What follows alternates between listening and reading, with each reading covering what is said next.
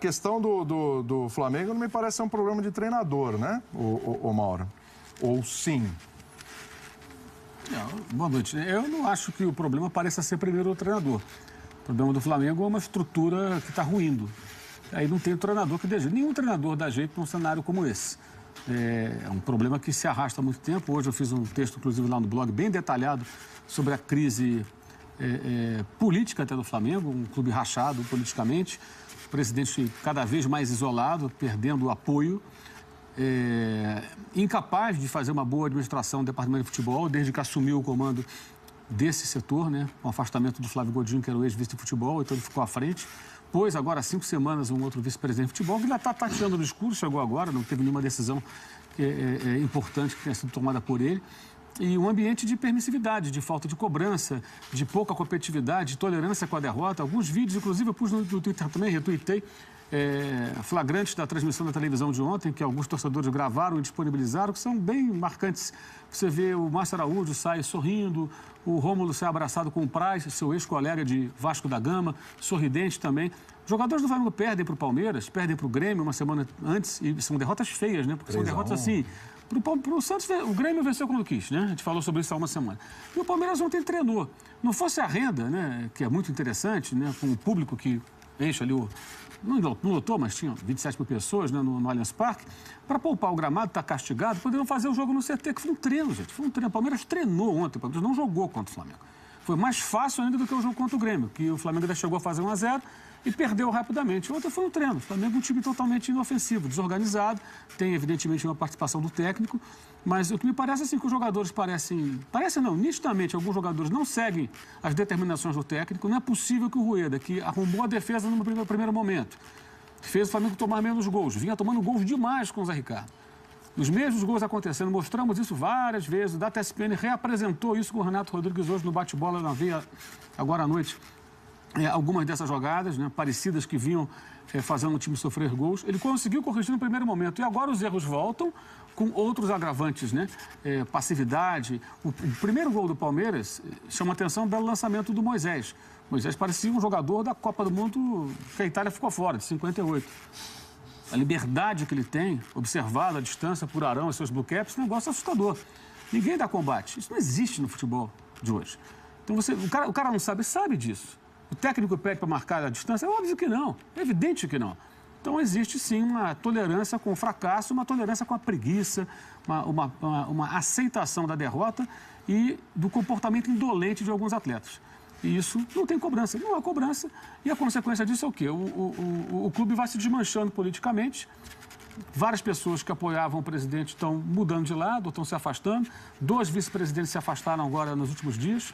Um deles era um cara até importante na sustentação política do Bandeira de Melo.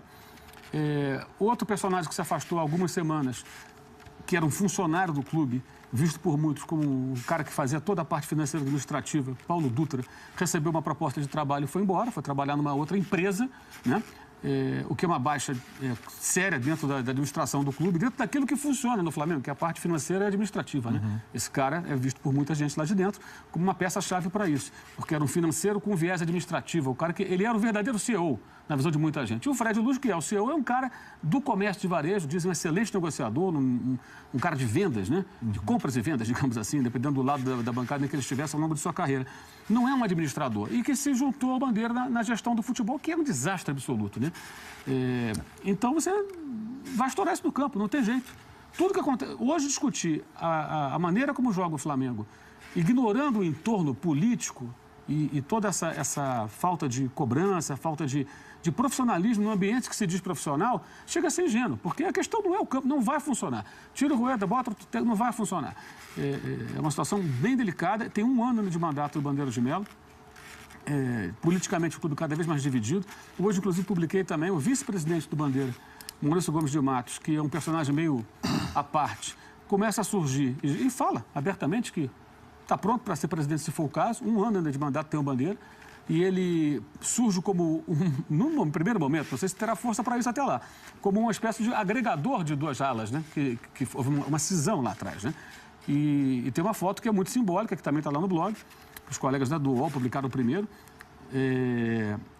que é bem interessante. São caras dos dois grupos que se separaram, juntos, alegres, sendo fotografados no casamento da filha do vice-presidente do Flamengo, que é o cara abaixo do Bandeira de Melo. Ou seja, aquilo ali não é porque foram ao casamento, tiraram uma foto que os caras estão juntos. Os caras começam a se falar novamente, começam a se reaproximar e aquela foto é o símbolo disso tudo. E o Bandeira não está na foto. Não sei se chamaram ele para o casamento.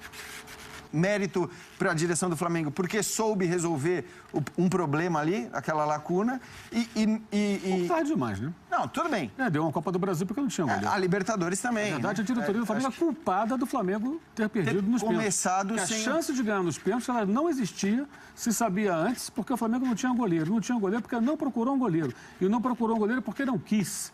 Então, porque, inclusive, internamente, o departamento de futebol, o presidente / vice-presidente foram cobrados por outros integrantes da diretoria várias vezes. Por que não se contrata um goleiro?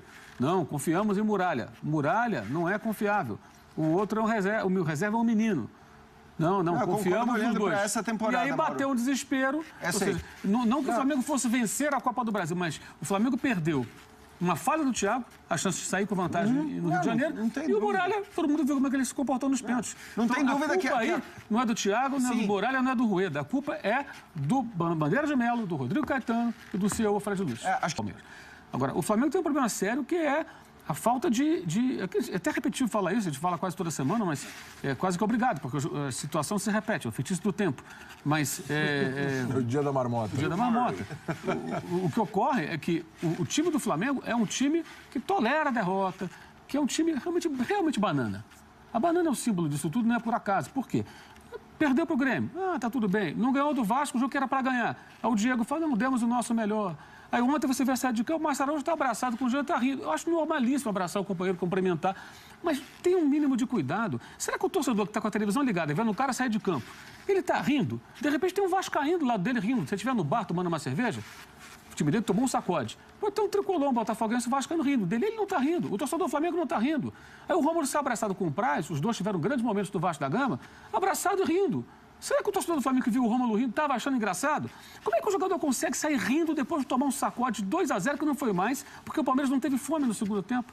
Por que tá rindo de quê, amigo? Nós vimos outro dia na Premier League o nosso gloriosíssimo Alex Sanches ser substituído, o Liverpool metendo 4-0 no Arsenal e ele rindo.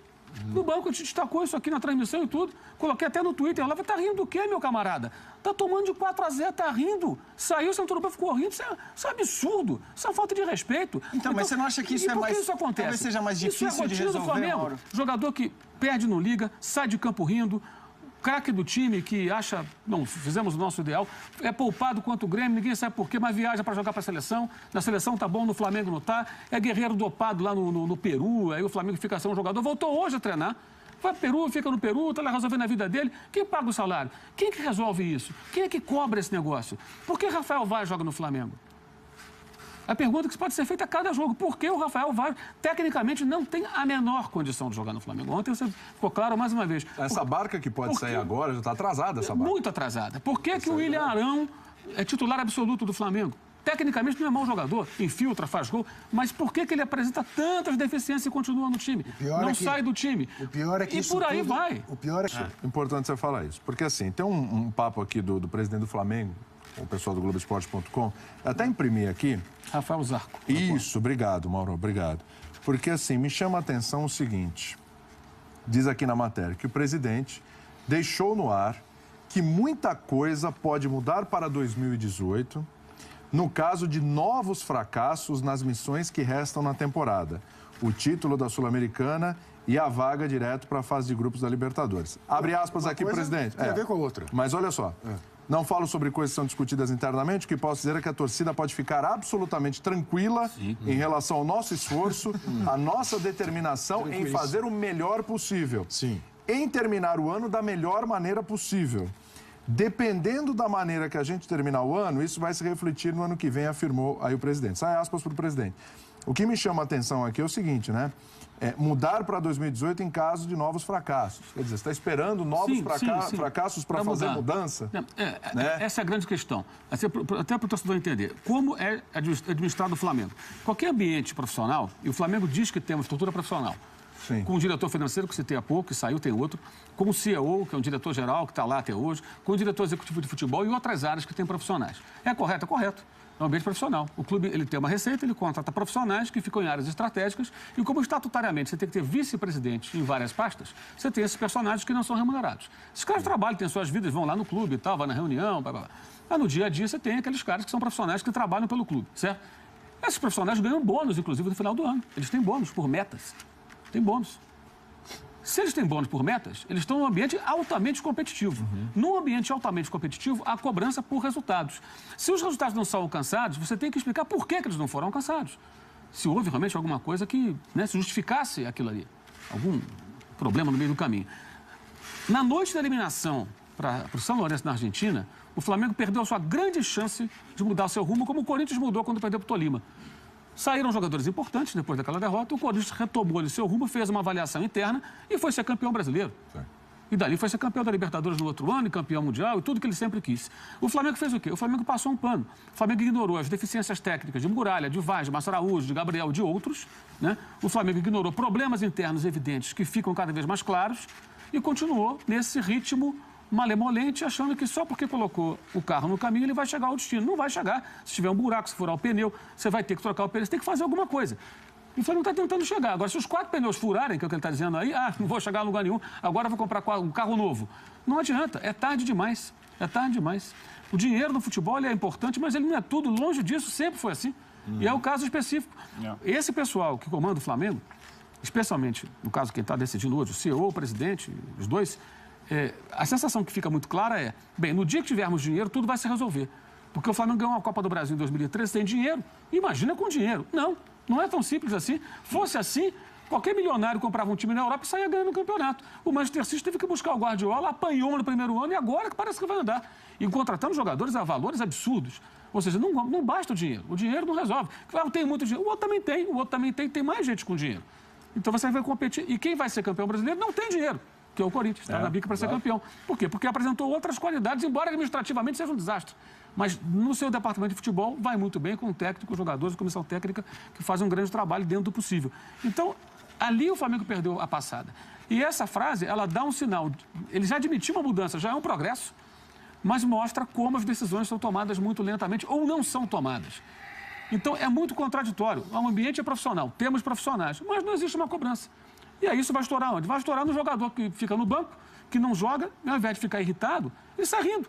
No outro que entra no final do jogo, né? Ele sai rindo também. Tá tudo bem, perdeu, daí perdemos para o Grêmio semana passada, agora Palmeiras, que diferença faz? Perdemos para o São Paulo outro dia também. Então, Mauro, mas acho que essa é a dúvida que se coloca. Perdeu porque todos os jogos em São Paulo esse ano, exceto do Corinthians, porque anularam um gol do Jô. Senão provavelmente teria perdido. Perdeu para o São Paulo 2-0 no primeiro tempo, Palmeiras 2-0 no primeiro tempo, Ponte Preta 1-0 no primeiro tempo, Santos virou o jogo no segundo tempo, perdeu para o Santos da Copa do Brasil, quase foi eliminado. O Flamengo perdeu todos os jogos, exceto o Corinthians, repito, quando teve um gol mal anulado, era para ser 2-0, dificilmente viraria. Depois quase virou o jogo no final, o Diego perdeu o gol, mas o cenário do jogo era outro. Há 11 jogos que o Flamengo não ganha em São Paulo. Não, o Flamengo não ganha do Corinthians em São Paulo. Não ganha há 11 anos não ganha do Corinthians em São Paulo. Mas há 11 jogos seguidos. Agora, Flamengo e Palmeiras, o Flamengo não pode deixar o Palmeiras portar a bola à vontade sem fazer nada, tem que fazer alguma coisa. O Arão tá nem ligando, ele quer portar a bola no pezinho dele. Alguém vai falar isso pra ele? É o Rueda. Agora, o Rueda também erra, porque ele insiste com esse jogador. Ontem tirou o Cuellar, por que não tirou o Arão? Eu acho que o Rueda também comete erros. Eu acho que ele pode sim ser questionado também. Já deu tempo de aparecer algo mais. E se tem jogador preguiçoso, barra. Se não tiver respaldo do comando, pede demissão e vai embora. Ele tem mercado lá fora, desempregado ele não vai ficar. Ele é um técnico que não vai ficar desempregado. Ele vai conseguir se encaixar em algum clube da América do Sul até lá de fora. Ou uma seleção dessa aí, tem um monte de seleção para a Copa do Mundo, de repente até pinto. O Balsa roubou uma boca, ele não vai arrumar? O Balsa pulou de galho em galho até que conseguiu chegar na Copa. Ele vai em algum lugar, ele vai chegar. Então, o Balsa não tem a qualidade do Rueda. O Rueda... São estrangeiros. O Balsa é um técnico. Mas é um perfil diferente. Sim. Ele se impõe. Totalmente. Ele dá um murrinho na mesa, ele tem aquela cara de mal. De batom. Ele fazia o Michel Bastos jogar. Pensa bem. Eles são diferentes. O Rueda é mais estratégico, o Balsa é mais motivador e mais enérgico. Exato. Agora, tem um detalhe que eu queria frisar, que é o seguinte. Surgiram agora as viúvas do Zé Ricardo, viúvas rubro-negras do Zé Ricardo. É que ele está indo bem no Balsa. Eu quero lembrar o seguinte. O Zé Ricardo saiu do Flamengo, deixando o time a 18 pontos do líder, com 50% de aproveitamento, tendo feito 6 pontos nos 7 últimos jogos, significa um aproveitamento ridículo, 6 pontos e 21.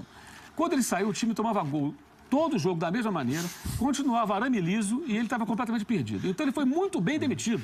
Deveria ter sido demitido antes. Eu mesmo que o defendi aqui alguma vez, mudei de ideia. Sim. E errei quando defendi, porque tinha que mandar embora antes e buscar outro treinador. O Flamengo está a 18 pontos no líder de novo. Exatamente, e 50% de aproveitamento. Então, não mudou nada. Por isso que eu acho que o Rueda pode ser assim questionado. Porque não sai do lugar.